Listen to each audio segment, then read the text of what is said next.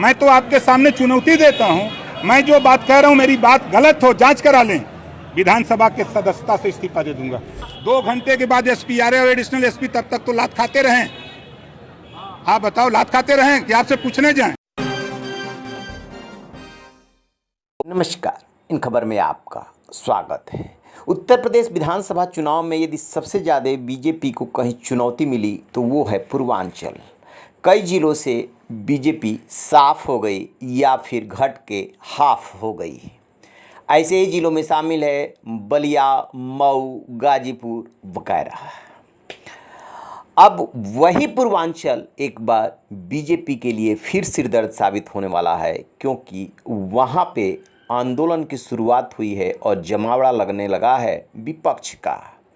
बहाना बने हैं ओपी राजभर सुभाषपा वाले, जिन पे की हमले का आरोप है।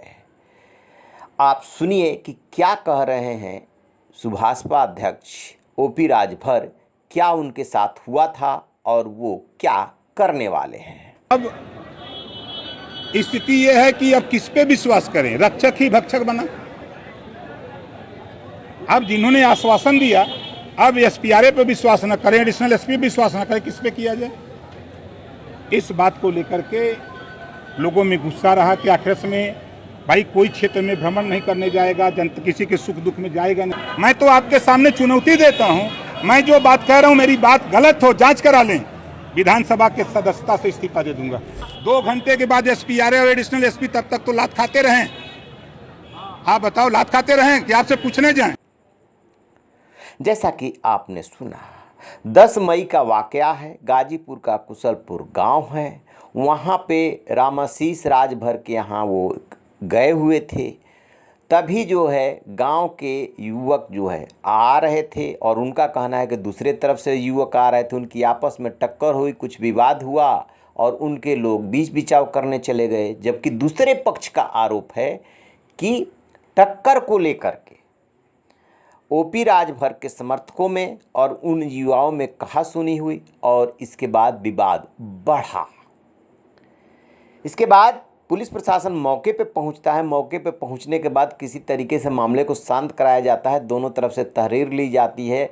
ओपी राजभर का आरोप है कि एसपी ने उन्हें आश्वासन दिया कि कार्रवाई होगी जिन्होंने मारपीट की है, लेकिन उनके खिलाफ भी एफआईआर कर ली जाती है, उनके समर्थकों समेत। ये सब कुछ सरकार के दबाव में किया गया। आरोप ये भी है कि सीएम पे सीधे सीधे इशारा है कि चूंकि उनके सजातीय लोग हैं इसलिए ऐसा किया जा रहा है। अब समाजवादी पार्टी, सुभाषपा और विपक्ष को भी मौका मिल गया है कि क्यों न सरकार को घेरा जाए, लिहाजा वो लोग धरने पे बैठ गए हैं। और देखिए किस तरीके से जो पहली सरकार में, यानी कि पहले जो सत्ता में जब बीजेपी थी तो विपक्ष के नेता हुआ करते थे राम गोविंद चौधरी, वो दिख रहे हैं, नारद राय दिख रहे हैं, अंबिका चौधरी दिख रहे हैं, ओपी राजभर है ही, तमाम बड़े नेता समाजवादी पार्टी और सुभाषपा के दिख रहे हैं धरने पे बैठे हुए। अब ये आंदोलन धीरे धीरे आगे बढ़ रहा है और सरकार पे दबाव डाला जा रहा है कि इस मामले में न्याय होना चाहिए। ओपी राजभर काफ़ी हमलावर हैं, तीखे हैं। अब आपको हम ये बताना चाहते हैं कि घटनाक्रम के पीछे क्या है। दरअसल घटनाक्रम के पीछे ये है कि जो उस गांव का प्रधान बने हैं वो ओपी राजभर के समर्थन से बने हैं और ये बात खुद ओपी राजभर ने बताई है। तो जो वर्चस्व चला आ रहा था वो वर्चस्व टूटा है और वही कहीं ना कहीं दिमाग में काम कर रहा है दूसरे वर्ग के, और वो ओपी राजभर को अपना विरोधी मानते हैं। बात तिल की ताड़ बन गई और ओपी राजभर का कहना है कि जो दूसरा वर्ग है, जो कि सजातीय है और वो पहले से मजबूत रहे हैं लोग, इसलिए ऐसा कर रहे हैं धींगा मुस्ती, क्योंकि उनकी सरकार है।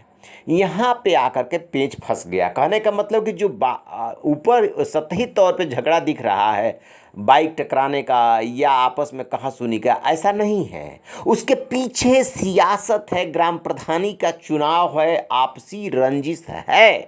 लेकिन राजनीति में तो होता ही है, कोई जीतता है कोई हारता है, मारपीट तक, वो भी वो क्षेत्रीय विधायक है। यही उनका सबसे बड़ा दर्द है और इसी को लेकर के ओपी राजभर तल्ख हो रहे हैं।